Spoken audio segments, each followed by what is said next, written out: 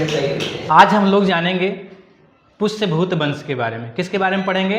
पुष्यभूत वंश अर्थात वर्धन वंश, अर्थात हम लोग कुल मिलाकर हर्षवर्धन के बारे में हमको यहाँ पे पढ़ना है। मुख्य रूप से हर्षवर्धन के बारे में हमको यहाँ पे जानकारी करनी है। आइए देख लेते हैं। पुष्यभूत वंश अर्थात वर्धन वंश।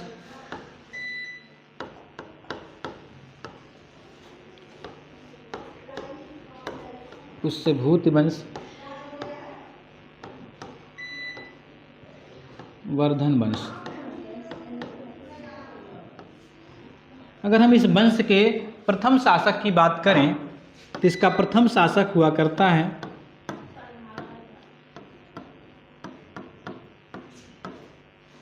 प्रभाकर वर्धन। कौन?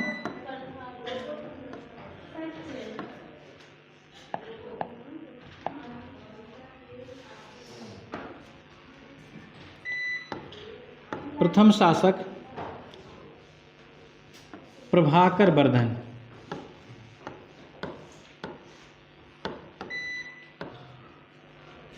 इसके दो पुत्र, एक पुत्री का उल्लेख मिलता है। दो पुत्रों में राज्यवर्धन और हर्षवर्धन।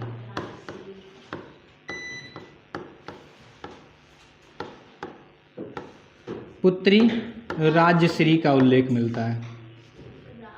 किसका? राज्यश्री का उल्लेख मिलता है।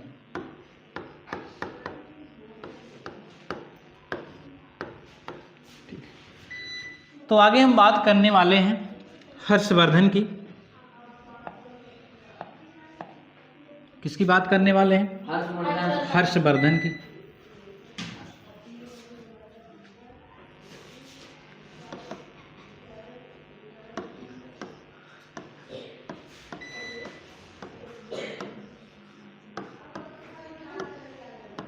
ठीक।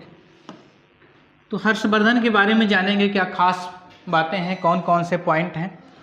इसकी प्रारंभिक राजधानी की अगर हम बात करें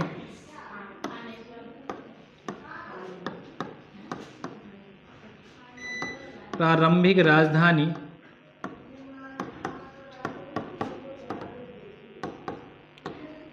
इसकी प्रारंभिक राजधानी थानेश्वर हुआ करती है।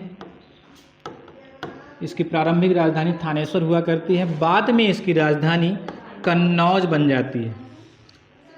बाद में राजधानी कन्नौज को बनाता है। हर्षवर्धन बाद में अपनी राजधानी कन्नौज को बनाता है। कन्नौज किस लिए प्रसिद्ध है? कन्नौज इत्र नगरी है। कौन सी नगरी? इत्र नगरी है। इत्र के लिए काफ़ी फेमस है।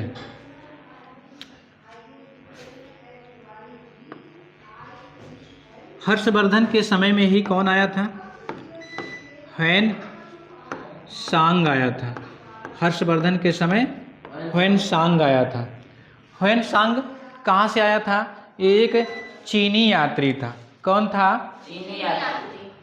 हाँ, ह्वेन सांग चीनी यात्री था जो भारत भ्रमण ह्वेन सांग के समय में आया था। हर्षवर्धन की अगर हम रचनाओं की बात करें, इनकी कौन कौन सी रचनाएं हैं? नागानंद,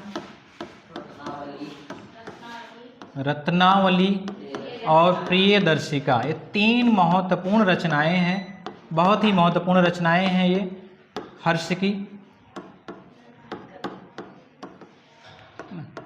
और दरबारी कवि की अगर हम बात करें, हर्ष का दरबारी कवि जो था उसका नाम बाणभट्ट है।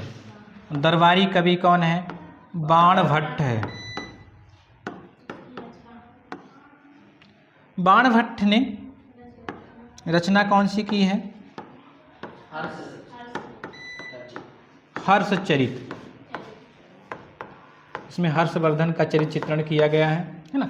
तो इसमें जितने पॉइंट लिखे गए हैं बहुत ही महत्वपूर्ण पॉइंट हैं, इसे आप नोट कर लीजिए।